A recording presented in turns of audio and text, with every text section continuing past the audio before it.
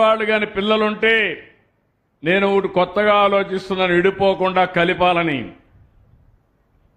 అవసరమైతే పేరెంట్స్ ఉంటారు, పెళ్ళైన పిల్లలు ఉంటారు, ఇద్దరికి కూడా కలిపి ఒక ఇల్లు ఇస్తాం, 2 ఇండ్లు ఇస్తాం.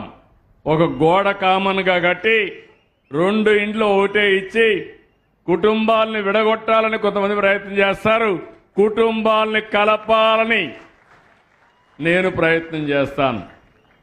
కలిసి ఉంటే కలదు సుఖం, విడిపోతే అన్ని సమస్యలే. ఒక సెక్యూరిటీ, కుటుంబం ఒకటిగా ఉండాలి, ఐకమత్యంగా ఉండాలి. ఇలాంటి వినూత్నమైన కార్యక్రమానికి శ్రీకారం చుట్టడమే కాకుండా 2029కి మళ్ళీ హామీ ఇస్తున్నా, ఈ రాష్ట్రంలో ఇల్లు లేదనకుండా అందరికీ ఇండ్లు ఇచ్చే బాధ్యత ఈ ప్రభుత్వానిది. అదే సమయంలో మీ సొంత ఇల్లుంటే, ఇంటి జాగా ఉంటే కట్టుకోండి. మీకు లేకపోతే ఇప్పుడు ఉండే జాగాల్లో ఇస్తాం, లేకపోతే అక్విజిషన్ చేస్తాం. పట్టణ ప్రాంతాల్లో ఉంటే ఎంతవరకు వీలైతే అకామిడేట్ చేస్తాం. లేకపోతే 1+2 కానీ 3 కానీ అపార్ట్మెంట్స్ కట్టి బ్రహ్మాండమైన ఇన్ఫ్రాస్ట్రక్చర్ క్రియేట్ చేసే బాధ్యత నేను తీసుకుంటానని చెప్పి కూడా నేను మీకు తెలియజేస్తున్నా.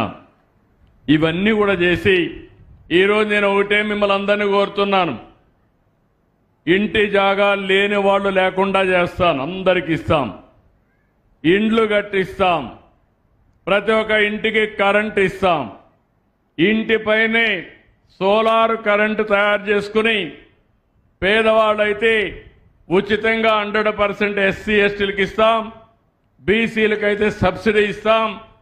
తద్వారా మీరెవ్వరు కూడా కరెంట్ అనేది మళ్ళీ బిల్లు కట్టే పరిస్థితి లేకుండా చేసే బాధ్యత నాది. ఆ విషయం కూడా మీరు గుర్తుపెట్టుకోవాలి. ఒకప్పుడు కరెంట్ ఎక్కడి నుంచి వస్తుందో తెలియదు, ఇప్పుడు కరెంటు మాత్రం మన ఇంటిపై నుంచే ఉత్పత్తి చేసుకునే రోజులు వచ్చాయంటే, మన పొలంలో కరెంటు ఉత్పత్తి చేసుకునే పరిస్థితి వస్తే, ఒకప్పుడు పొలంలో పంటలు పండేటివి ఇప్పుడు కరెంటు పండించే పరిస్థితికి వస్తున్నామని చెప్పి కూడా నేను మీకు తెలియజేస్తున్నా.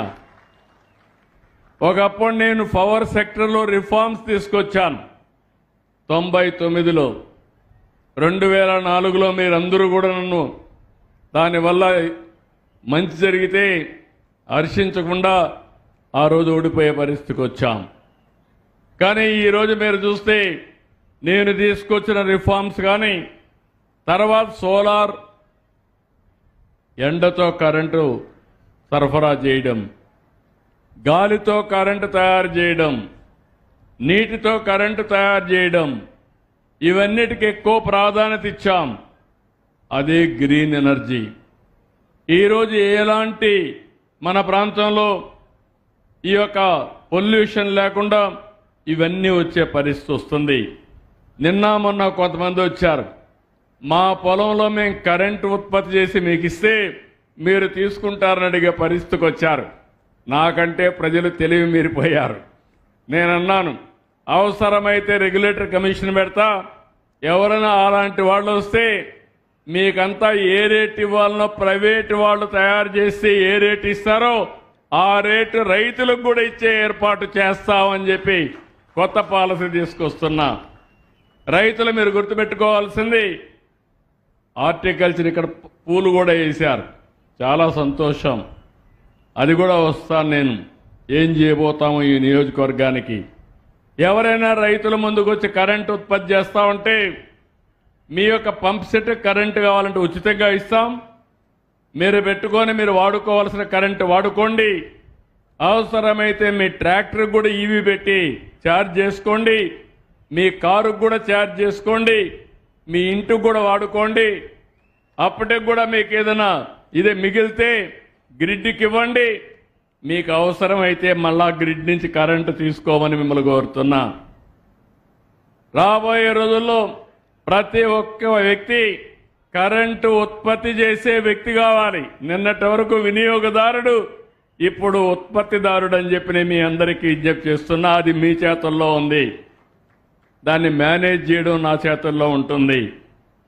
ఒకప్పుడు నేను మా ఆడబిడ్డలకి మీరు ఒకసారి ఆలోచిస్తే వంట గ్యాస్ సిలిండర్లు ఇచ్చా, మా తల్లి పడే కష్టాలు చూశా.